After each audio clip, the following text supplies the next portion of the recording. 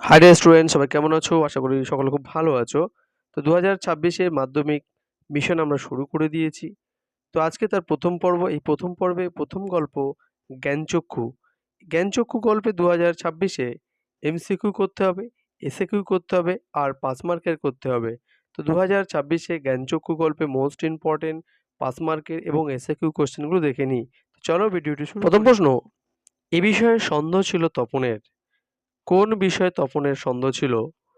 তো dear students, আমি scroll করে করে এগিয়ে যাচ্ছি। তোমরা পোজ করে বা স্ক্রিনশট করেও অ্যান্সারগুলো লিখে নেবে।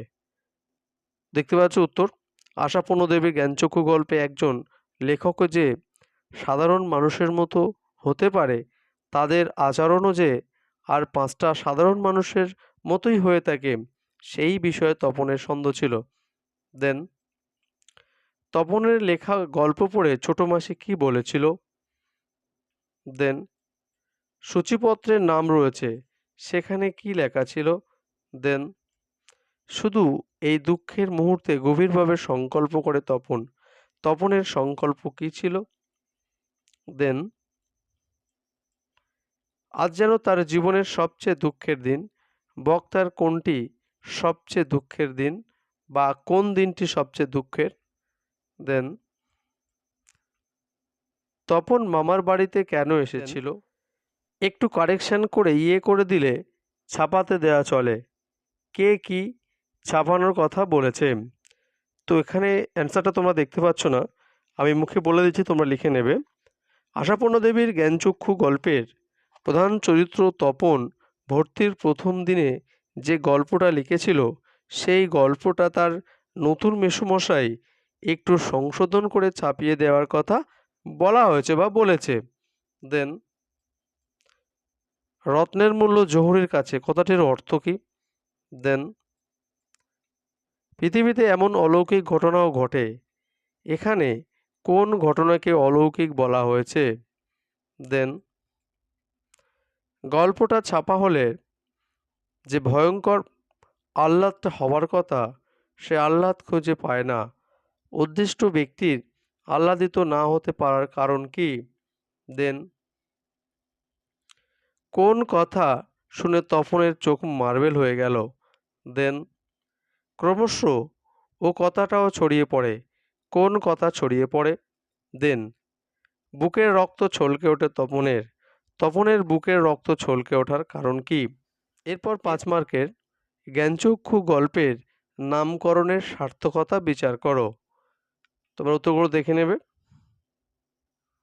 আমি স্ক্রল করে করে এগিয়ে আসছি।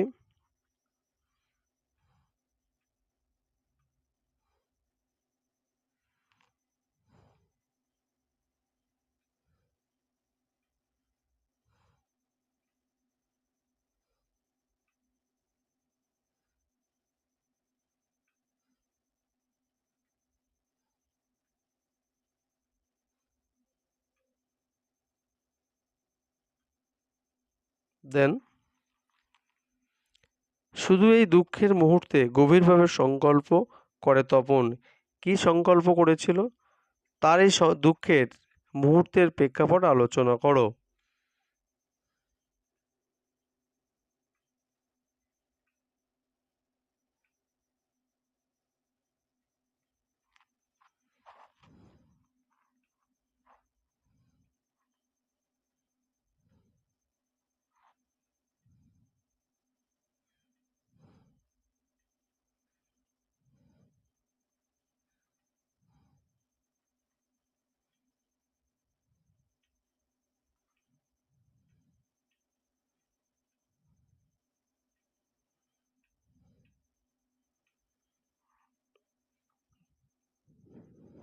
দেন সত্যি তপনের জীবনের সবচেয়ে সুখের দিনটি এলো আজ।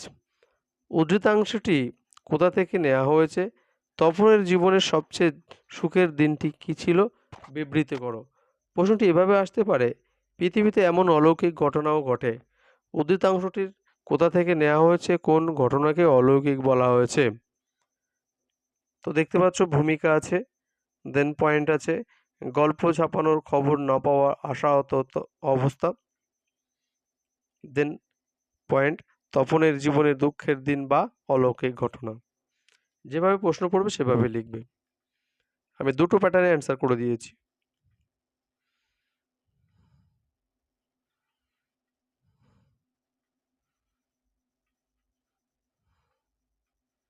দেন জ্ঞানচক্ষু গল্প অবলম্বনে তপনের চরিত্রটির পরিচয় দাও বা আলোচনা করো। এখানে পয়েন্ট আছে কল্পনা প্রবণতা, 2 নম্বর পয়েন্ট সৃজনশীলতা, 3 নম্বর পয়েন্ট আবেগ প্রবণতা ও সংবেদনশীলতা, 4 হচ্ছে আত্মাভিমান বা আত্মাভিমান। এরপর ছোট্ট করে একটা উপসংহার দেবে যে তপন চরিত্রের সৃজনশীলতা, কল্পনা প্রবণতা, আবেগ প্রবণতা ও সংবেদনশীলতা ইত্যাদি বৈশিষ্ট্য থাকার ফলে তপন চরিত্রটি পাঠক হৃদয়ে পদ্মের পাপড়ির মতো ফুটে উঠেছে। এটুকুই লিখবে ব্যাস।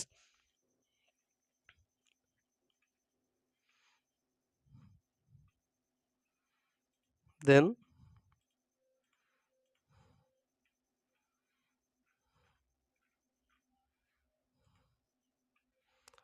যে ভয়ঙ্কর আহ্লাদটা হবার কথা সে আহ্লাদ খুঁজে পায় না। আহ্লাদ হবার কথা ছিল কেন? আহ্লাদ খুঁজে না পাওয়ার কারণ কি?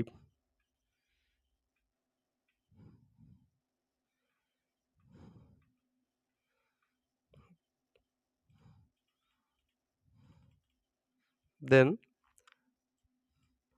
কিন্তু নতুন মিশুকে দেখে জ্ঞানচক্ষু খুলে গেল তপনের।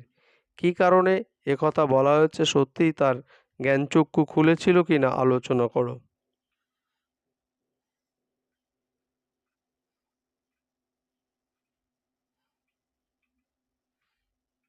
দেন তপন আর পড়তে পারে না, বোবার মতো বসে থাকে।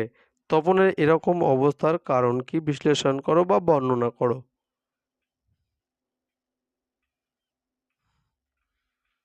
তো এই গেল 2026-এ জ্ঞানচক্ষু গল্পের মোস্ট ইম্পর্টেন্ট কোশ্চেন। তো আমাদের এই চ্যানেলে ক্লাস 5 থেকে দ্বাদশ শ্রেণী পর্যন্ত সমস্ত বিষয়ে পুঙ্খানুপুঙ্খ আলোচনা নোটস প্রদান করা হয়।